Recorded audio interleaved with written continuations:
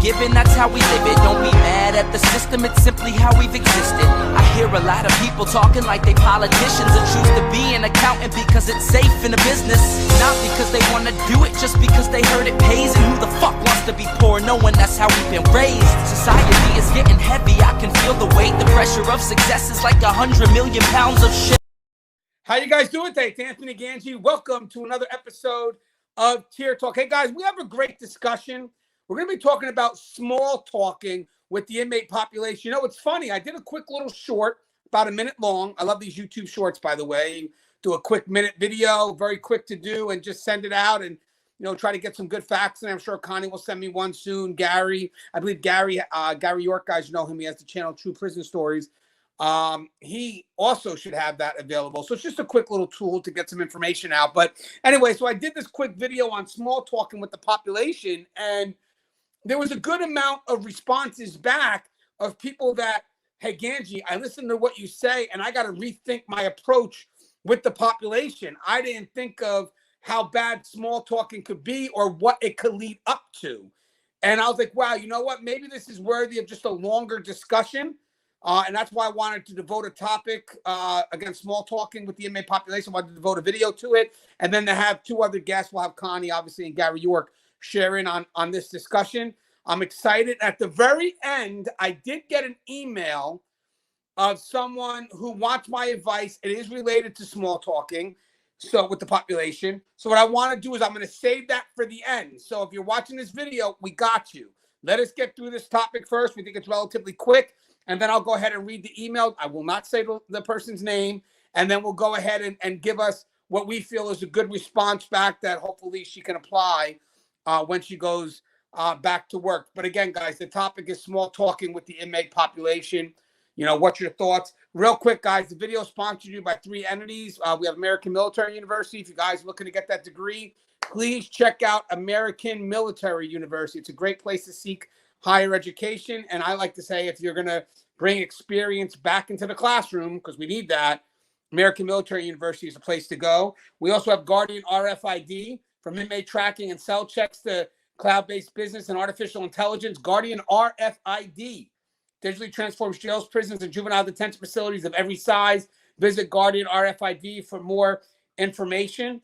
And we also have the wrap. So let me just get that email. Sorry, guys, bear with me. I always have to, this one's the harder one to find. Right here. So, controlling combative subjects quickly and in an upright position so they can breathe has never been more important. Departments such as Washington, D.O.C., L.A. County, San Diego County, and hundreds of other facilities across the U.S. trust and believe in the wrap restraint. That's W-R-A-P. Go to saferestraints.com for contact information and mention Tier Talk to receive instructor training at no cost. Lower liability for your facility and your personnel with the wrap. Give the wrap a call today, 1-800-WRAP, W-R-A-P 911. In the description, I have a link to a video that shows you exactly what the wrap is. But again, guys, great topic today, small talking with the inmate population. And let me introduce our guests. The first guest we may be familiar with. We have seen her on such shows as Gangi Hasn't Been Invited. So guys, get a chance, Google that one. And I believe there's another season of Gangi Hasn't Been Invited. So obviously there must be a big thing about Gangi not being invited.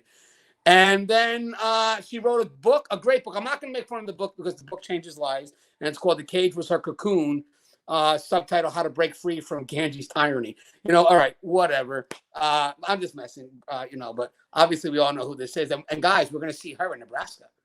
We're going to finally get to meet Connie. The whole time I thought she was virtual. She was a real person. Connie? Oh, my God. Oh, it came back in right when you were rolling your eyes. See, guys, you can see what she really thinks about me.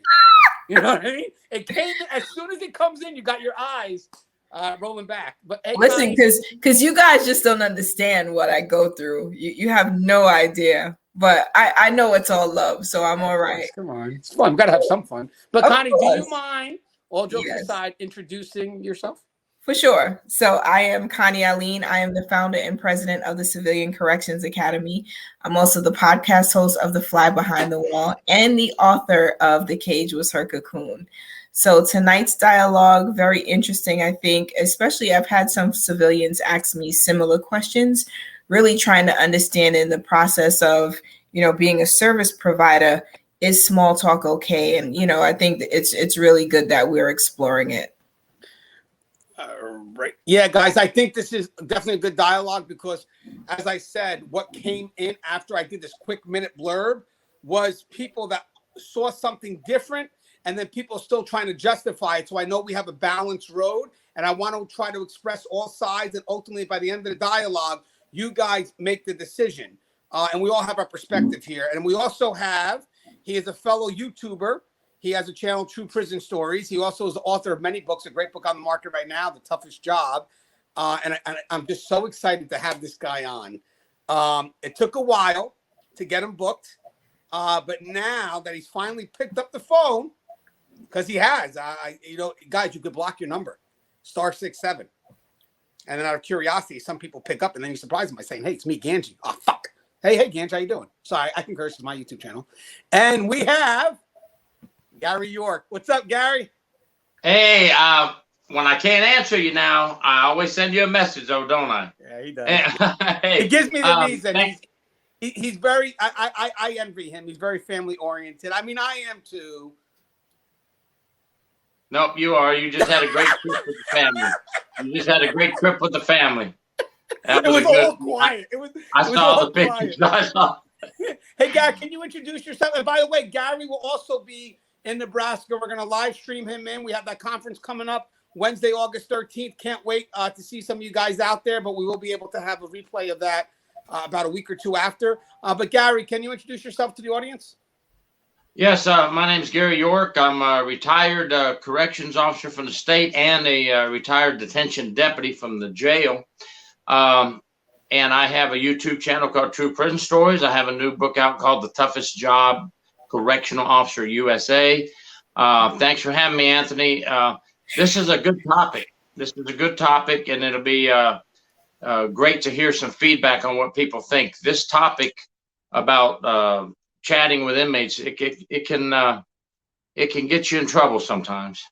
Yeah, I'm just, as I mentioned, I just want to make sure we get the right message out there. Guys, at the end of the show, I'm going to read off an email and we'll respond to the question from the audience. So let's do this. We all know what small talking is. So basically, it's just, in my mind, small talking is just something to get through the day. People think it's rather meaningless, just discussing, little things, maybe some similar interests in an effort to keep the world moving. Now, in the real world, I get it.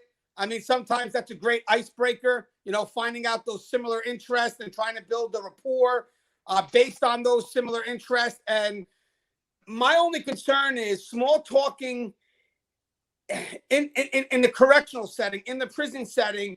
We may still think of it as meaningless dialogue, but we have to always be careful that we may think it's meaningless, but if we're not in control of that dialogue and the inmate population is, we turn out giving a lot more than we're receiving in regards to what that dialogue may lead to. So I would like to get first a general definition of what we all feel small talk is. That's kind of my definition, but I would like to get Connie's and then Gary's so we can find out where our perspectives originate from. So Connie, how would you define small talk? I mean, again, just in relationship from the outside world to what we do in the prison. Sure. So, I think in the outside world, small talk can be seen as an icebreaker, but it's also a place for us to find similar interests, common ground, that type of thing, sort of to establish some sort of commonality or build a relationship or a rapport with whomever we're talking to. In the facility, I feel like small talk is more like almost like a time waster, depending on the context of that small talk. I think, I'm thinking about me in the clinic area, right? I have an inmate come to me and they're trying to make small talk. In my mind, they're trying to get information from me. It's not just small talk. It's not insignificant. And the fact that, he or she might have access to me to have said small talk, I think is also sending some sort of message. But and I know we'll talk about that later, but my thing is, some people use small talk as just, a way to pass the time. And it may seem insignificant, but I think oftentimes it's not insignificant depending on who initiated that small talk. See, that's it. Guys, the reason why I'm passionate about this topic is I wrote Inmate Manipulation Decoded. And again, guys, it's not a selfless promotion. I'm not going to say I wrote the book. Links in the description. The point is, that was a little side joke. Thanks for not laughing, Connie. The screen's on you, and they see that now I have to put the screen on me because there was no, I need a little smile or something. But either way, the reason why I wrote the book, part of it is small talking could be a Pandora's box. It could open up to something a lot bigger. So my concern is the universal precaution. And Connie kind of hit something so perfect that I want to make sure we put it out there. Who starts the dialogue? Could that lead to who's in control of the dialogue? The control being the part that I'm most concerned about. So again, we know it happens. We know there could be some reason for it, but who's in control of that dialogue? And at that point there, when we're talking about small talk, that's the biggest concern I have, because whoever's in control is literally one telling us where we're going. So if it's the inmate that's in control, maybe the inmate that initiated it, where are you taking us? But again, we'll get to it. I want to make sure I love that point that you just made, Connie, and I wanted to make sure we reiterated that.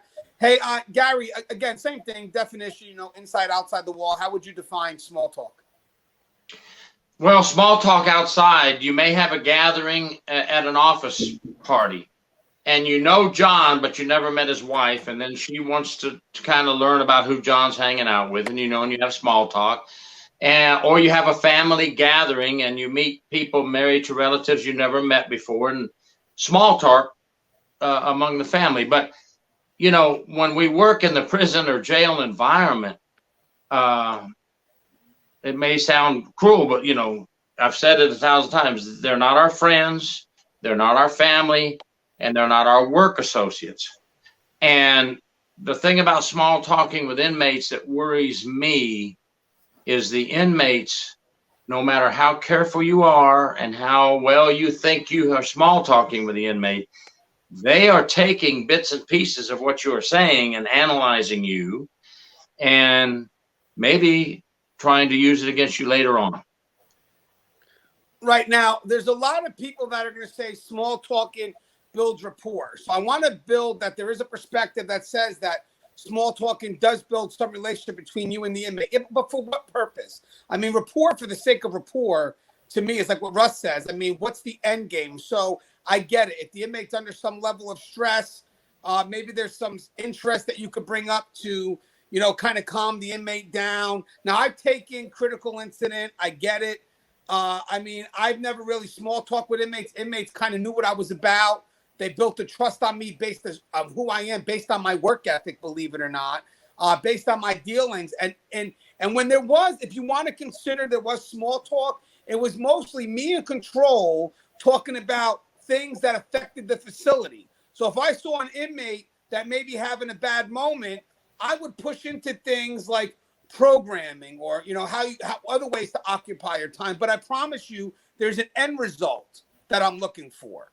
I'm looking for some way to give that inmate a level of expectation. So it's not really wasted talk. But I was also concerned about, why are we having this discussion? Is there something else I'm supposed to be looking at that this person is distracting me? Like I remember walking down a tier, and the moment I'm getting ready to go down that tier, hey, Gans, what's going up? Hold on. And I would continue the walk, and then I would come back and say, hey, what do you guys got? And they had nothing. It would just be, maybe give a second, talk to Gangi. So whatever's going down there, gives them a chance to stop what they're doing. But I would literally tell them, hold on, I didn't stop. I'm in the middle of my count right now. I'm in the middle of doing my tour. I'll go down. When I come back up, what is it? What happened? Because again, it's just, you never know if what they're saying is meant to distract you. I remember an officer said on the thing, he goes, you would have inmates that would come up, and the moment they would try to engage you in small talk, let's say at the podium, he would tell the inmate, stay right there and immediately do a tour. They would immediately do a tour. Now, are we going to the extreme? Maybe. Maybe not. You know, we work in universal precaution, so we have to be aware that the reason why our mindset is like this is because it needs to be. Now, again, do I believe small talk can be productive? It really does depend on, you know, like Connie said, who's in control and what's the end result. Now, I want to mention something. Some people do say that, hey, Gange, it's good to know a little bit about the inmates, you know, a little personal stuff, whatever it is, because then if something happens, they go in crisis, you can utilize that. Well, let me tell you something, guys. I've been called to talk to inmates in crisis. I am trained in CISM. You know, I have been. I understand what it takes to break bread with an inmate. Most of the time, what happens when you look to connect with that inmate, it usually could be in the moment because you're looking to, you know, buy some time so the inmate's not impulsive. But most of the time, it's not because we connected because we have a similar interest that makes the inmate stop being impulsive. It's usually about the respect that the inmate has based on how I perform my job, my consistency, my level of care, custody, and control, my level of professionalism. You know, because I could be a cop that or an officer that has no integrity, has no professionalism, and I could small talk with inmates all day. But when shit hits the fan, the inmate's not going to trust me because we talk about fishing, because we talk about football. You know, what they look for is the person behind it. At the end, oh, here's Gangi coming. You know, I'm gonna shoot the shit with Gangi because he works my unit. I know what he's about. I'm gonna shoot the shit with Gangi or Gary because, you know, Gary's a straight up investigator. You know, he's fair, firm, and consistent. I'm gonna shoot the shit with Connie because Connie's real. You know, at the end, I get the similar interest because you think you want to build a rapport, but you know, you're doing your unit. You know, you're talking to 100-something inmates a day. How are you able to small talk with every inmate, every moment? No, I mean, guys, the rapport that you're building with the inmate, I know this may sound crazy and people may not believe this. It's not through small talk. It's through how you carry yourself, how you do your job. Because if you want the respect for the right reasons, it's because you carry yourself for the right reasons. If there's inmates that you think you need to get their respect because you have to small talk with them, then in my mind, I would question those inmates' motives. I would. If an inmate's going to give me respect, it's based on how I carry myself, how I do my job. And guys, I know that's what it's about because when I was an officer, guys, I was called all the time to de-escalate. And I didn't small talk, guys. I was called it because the inmates built a trust for me because they saw me as someone that's going to do the job, be professional, you know, regardless of, you know, it was about the integrity. But I just wanted to get my perspective out there. I kind of rambled a little bit, but I wanted to get it out there because it's something that I feel was coming in the comments and I wanted to get clear. And the other part was I even heard some people say, well, I just bullshit the population. You know, I find out they have an interest like this, and then I pretend I have the same interest, so you're inconsistent, right? Because, again, you know, it's funny because, you know, it seems like at that point, even though you're bullshitting the inmate, you're giving a lot more than you think you're receiving. And in the end, let me trust and believe. If I'm a diehard fan of football and I'm an inmate and you're not, but you're going to lie to me and say you are, you don't think I'm going to know that? I'm a diehard fishing person and you're not. And you're going to tell me that you are. You don't think I'm going to, you know, I'm not going to know that. I may keep the game going because it's beneficial for me. I'm getting information. But deep down inside, I'm going back and telling the other inmates I got him. He doesn't fish. He doesn't watch football. So next thing you know, you got, you know, fishing, let's say football, cars. What type of car you drive right now? Oh, you drive that type of car? How is that car? You like that car? Is that the car you drive to work? Oh, really? Really? Making phone call. Hey, guys, you know what? This guy, he likes this car. This way he drives to work, blah, blah, blah. And why don't we go another step further? Hey, you know what? You know, you say you like, hey, you got kids. They play football too? I'm sure you love football. I'm sure your kids love football. They oh, I bet you they're good football players. They play for the local high school. Guys, it's just the small talk that you think is irrelevant. And again, I write it in my book. It could lead to so much. But that's my rant. I apologize. It's been digging at me. But Connie, I apologize. And Gary, just take the pedestal on this one. Connie, what's your thoughts? Yeah, I just had to get it out because I want to make sure it's related to what I write. I'm passionate about it. But Connie, I know you are the same, Gary. That's why you volunteered to do the show today. I don't even have a question. Just What are your thoughts? Yeah. So, I mean, for me, I think that, you know, when there's small talk, that the small talk is sort of laying the groundwork for something else specific, and you just might not be aware of it, especially if it was initiated by the inmate. Now, as a service provider, sometimes there is some small talk when we're trying to gather medical collateral, right? We're trying to get the information we need from the inmate so that we can create whatever treatment plan, whether it's medical or mental health. But that's part of, you know, our training, right? You've got to somehow build a trusting, right, relationship with your patient, so that your patient feels comfortable to give you accurate medical history.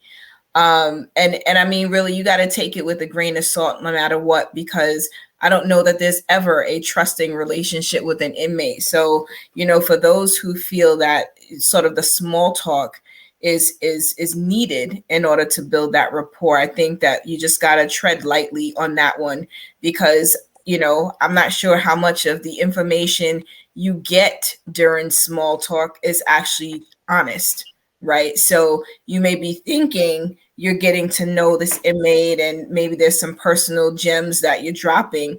But I think our reality is that the more time we spend having any kind of small talk also gives the perception that we're open to having these kind of relationships with the inmates. And that's simply not a perception we want to be giving out, right? So I would just caution folks. I think, yes, there is some value to small talk, and perhaps in a housing unit, it may be needed, or it may be something that you can use as a tool.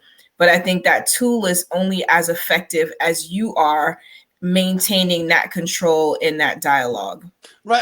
I love what you're saying, Connie. She's, again, just before we get to Gary. So prior to this, she said, who introduces it? I love that. I want to get that out there again.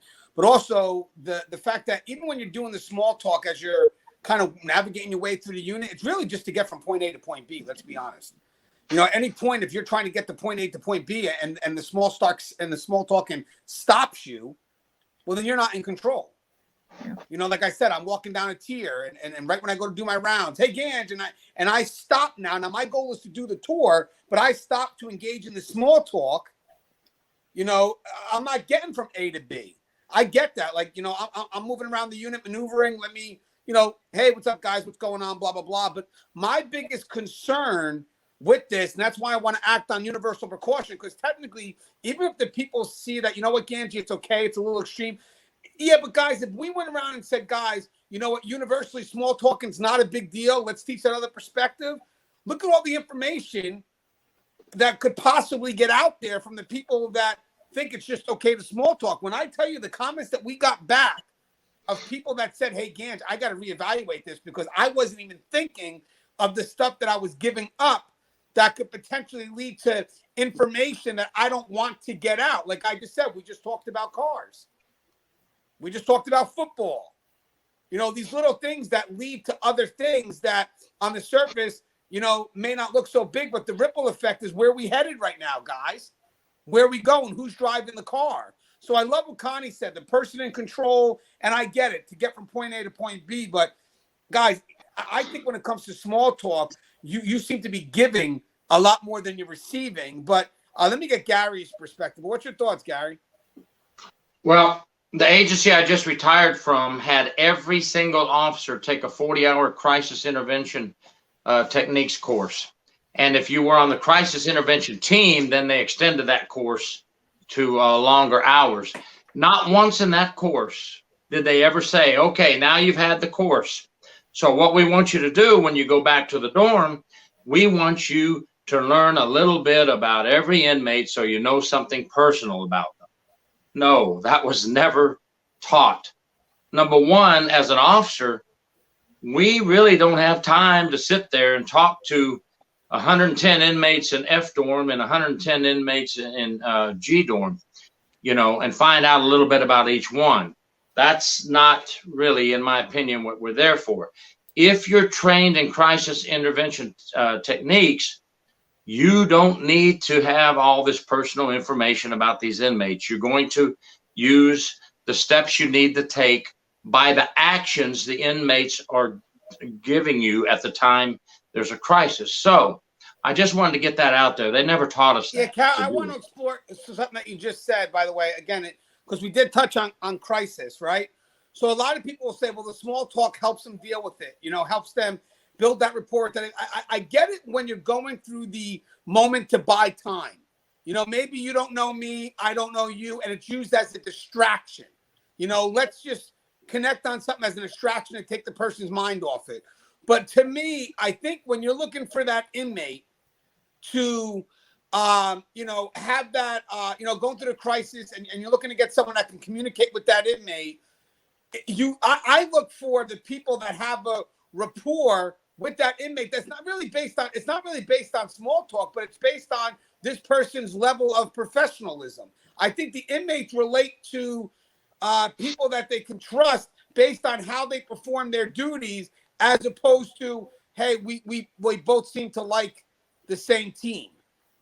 What's your thoughts on that? Well, when you take crisis intervention techniques, a lot of it is the way you present yourself every day at work, but you'll also have a line of questions you can ask the inmate. And the inmate, remember, we've talked about this before, you can listening to the inmate, let them air out their issues. You're never going to agree with them, but there's things you can do to quell the disturbance, to keep them calm until you can get medical and mental health involved. But back to small talk with inmates, I just wanted to get that out there about the CIT training. We weren't taught to learn a little bit about each inmate's personal life.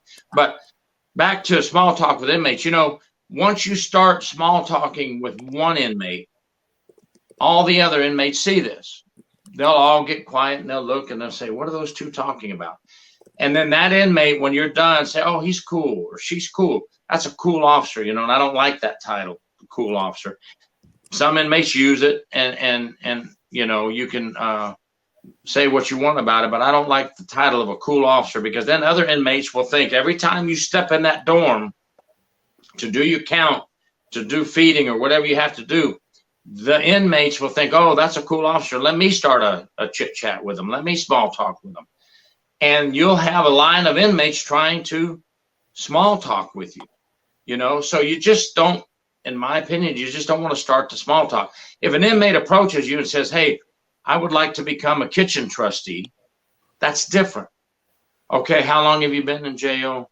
Okay, et cetera, blah, blah, blah. You can ask them questions about that, and then you can give them a request form and say, here, fill out the request form to become a kitchen trustee.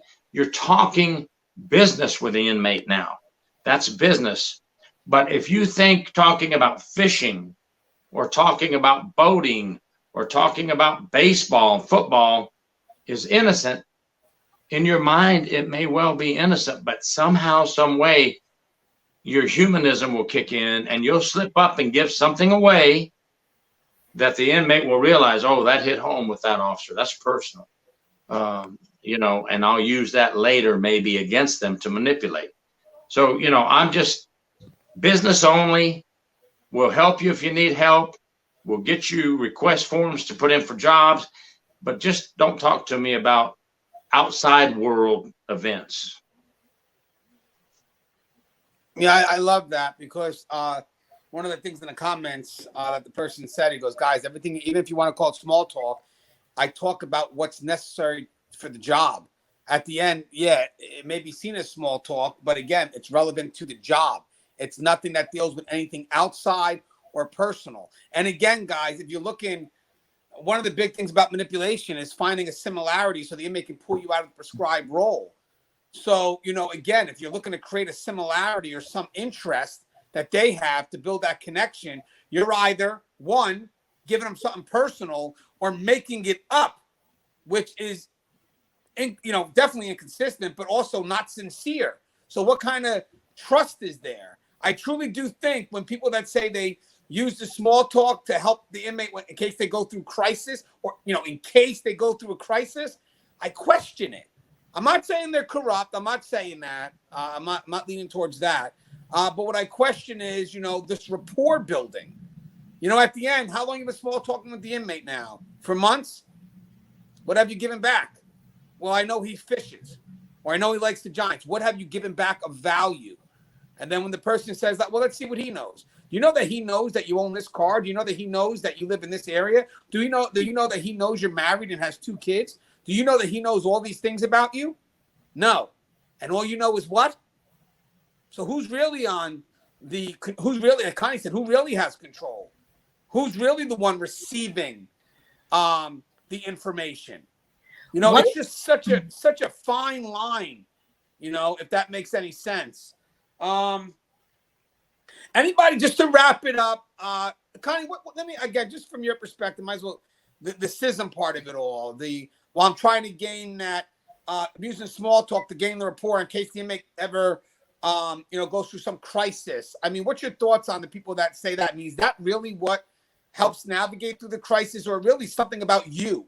Something about how you carry yourself that the inmate trusts? And again, I mean, honestly, I just feel that when it comes to crisis response, you as the individual is the person who's going to be able to support that inmate in the crisis. It's not going to be because he's a Giants fan and you guys have that commonality. I think, yes, there are times where knowing something personal or insightful about the inmate can give you a little bit of leverage. But when the inmate is truly in crisis, those things are not the things that will help you to de-escalate in that situation. It is all the other tools and skills that you as the individual has, right? One of the things I was kind of looking through, like, from a business perspective, right? I'm like, people make small talk all the time. We talk about small talk in the corporate world. But one of the things that I think was very interesting, I came across, a Forbes article that says, the top 5 reasons why small talk is important, right? And these may not be our intentions, but one of the things that really stuck out to me was that small talk can convey warmth and affection, right? And I'm thinking about giving that perception to an inmate, that not to say that you can't be warm and that you don't have soft skills and you're not going to be professional and all of that. But the fact that in small talk in general, you can give off a warmth and affection, a concern. It may not be your intention to do that, but when you think that you may be having this small talk with the same inmate every day over a period of time, there is some sort of relationship that's being established, whether you intend for it to not.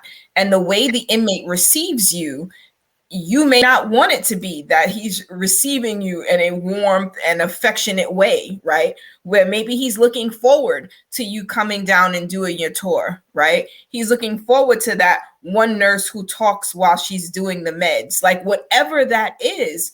And so I think we have to be even more aware when we're starting to have these consistent, right, like small talks with the same people, because the messaging, I think, whether it's intentional or not, I don't know that we can undo that messaging.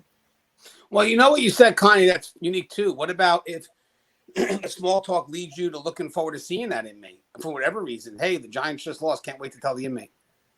Because don't forget, the small talk is could even be built on a similarity. And you got to be very careful with those similarities. Those similarities that come out of small talk can lead to easy manipulation, because you're connecting on something outside of the job that's meant to pull you out of that prescribed role. So again, guys, there's a finesse to it, and I'm talking about the small talk that's outside of the prescribed role, and I get, maybe you're trying to get from point A to point B, but the biggest concern is who's really in control of that dialogue, and again, there are a lot of people, I mean, we get the comments, hey, Gange, I just get from point A to point B. So, I want people to know, I'm not telling you not to talk to the inmates, but the dialogue has to be what we said. You have to be in control.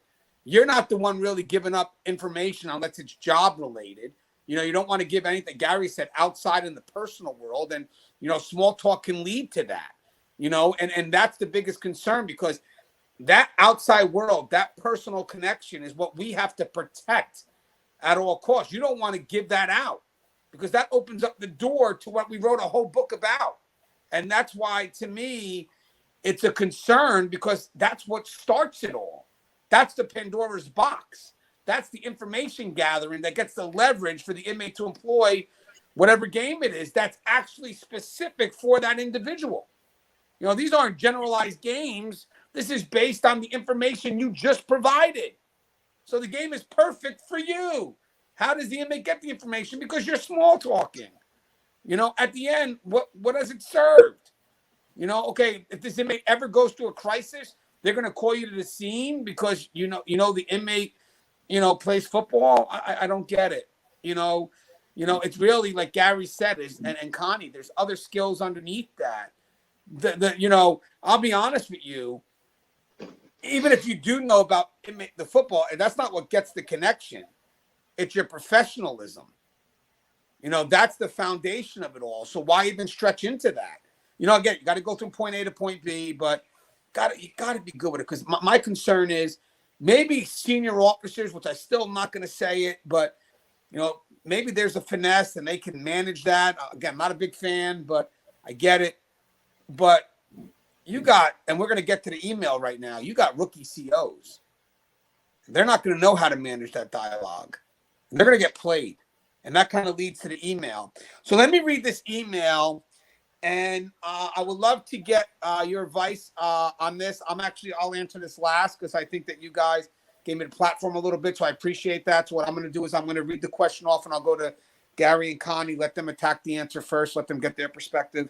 But give me a second. I do want to read it. Now, mind you, this email came from a young woman, not going to say who, but she watched the minute video on small talk, and then she just realized, like, hey, I got to revamp because I never thought of it like this. And why not get it out there, right? I mean, however you take it, but at least we get the knowledge out there, and then you can build your opinion based on at least something more informed.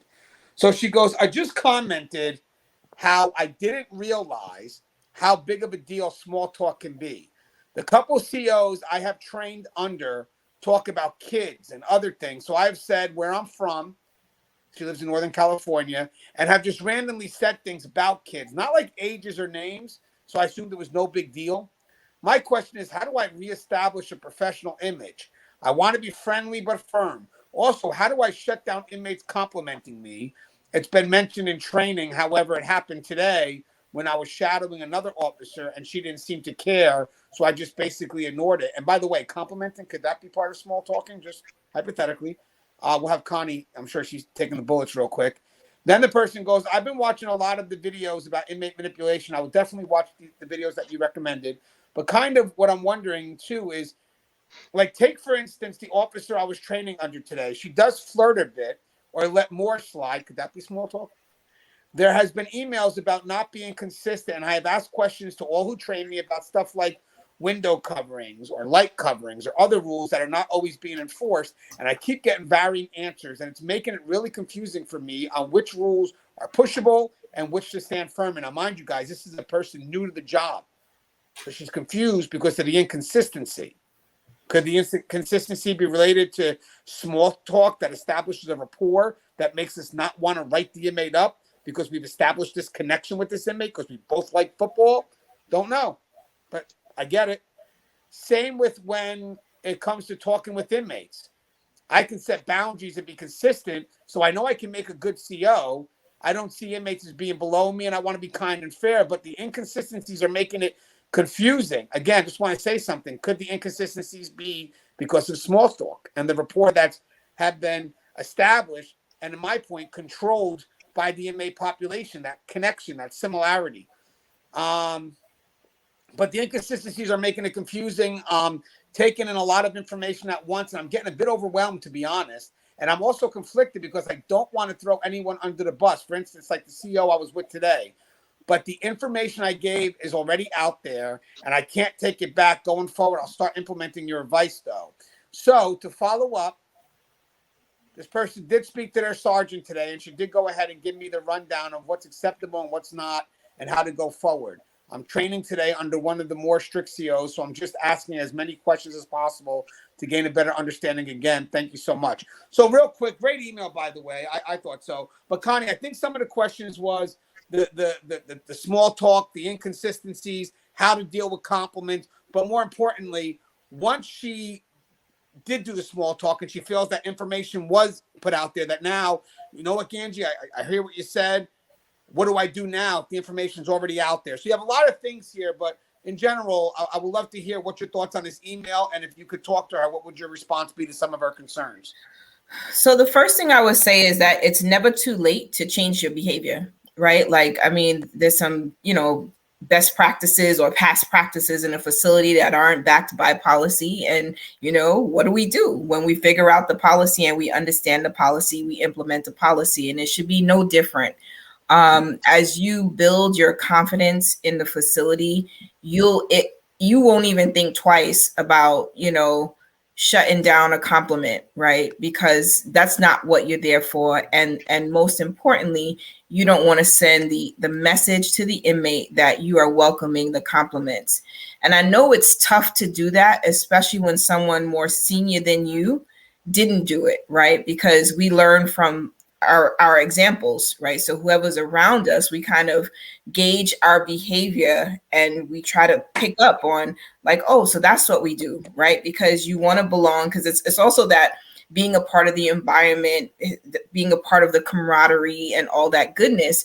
But at the end of the day, you have to be protective of yourself and of your career, right? And so if you now know that this is not the best course of action as it relates to the small talk, there's a point where I think in the letter you say, the person training you was kind of flirting, right?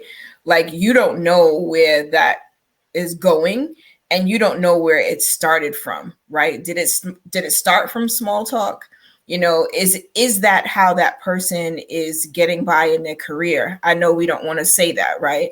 As a woman talking to or about another woman, I would hate to think that that is the method of getting through, right? Or getting by. But the reality is that, there is an appropriate way, I think, to deal with those sort of comments. And when you see things happen, because I know you might not have necessarily felt comfortable to say like, oh, so it's okay if they say stuff like that. Like, I think there's a way to still be curious and not be accusatory when you're dealing with, your supervisors, because you are new. And so in that newness, you have like freedom to ask questions. And that's one of those ways that you go like, oh, I didn't know that. Is that something that we're allowed to do? Or, should we say something if the inmate says something to us inappropriate, and just get that response, right? Because sometimes you just asking the question is going to put the person training you on notice. Right. It's almost like when your kids are watching, I'm driving and someone cuts me off and I'm like, what the, right? And I don't drive like that. I'm just joking. But, that happens. And my daughter's in the back looking at me like, Mom, what's going on? Right. Like, I don't want her to engage like that in the world. But it's just a reality that, when you ask questions, someone asks a question, it kind of brings your attention to it. And maybe, that person didn't even realize that the way she was engaging could have come across as being flirty or what have you. So, I mean, in the grand scheme of things, yes, there's a lot that can be unpacked, I think, in the letter that you wrote. I would specifically say, when you know better, you do better, right? And in this instance, you are getting it from multiple people who are letting you know that, the small talk, you take it with a grain of salt. Some people use it as a tool. Some people don't know how to control the dialogue. I would just say, if you don't open the door for small talk, you also don't open the door for the inmate to deepen the conversation, because then there's no conversation to have. And you want to make sure you're in control of where that goes.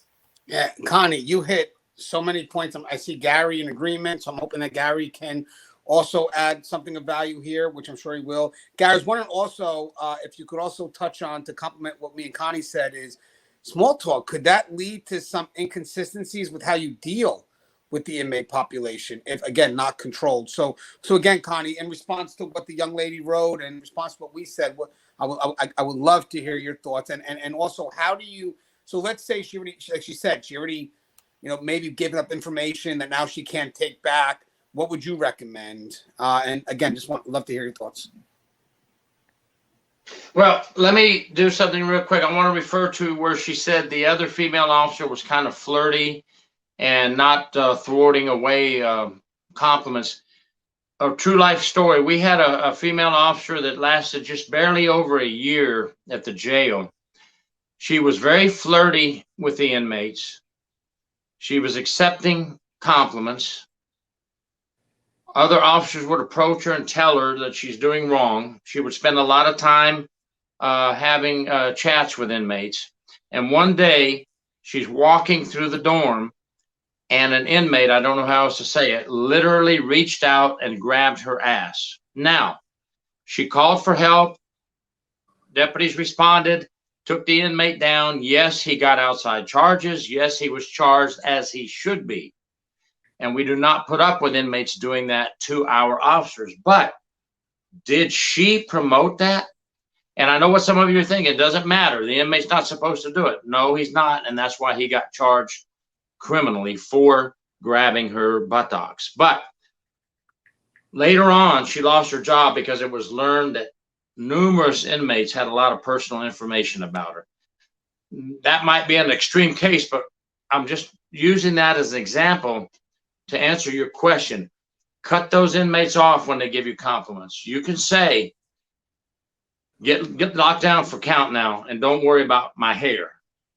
Or get locked down, or get in line for chow now. Don't worry what my eyes look like. If they make compliments, shut it down immediately.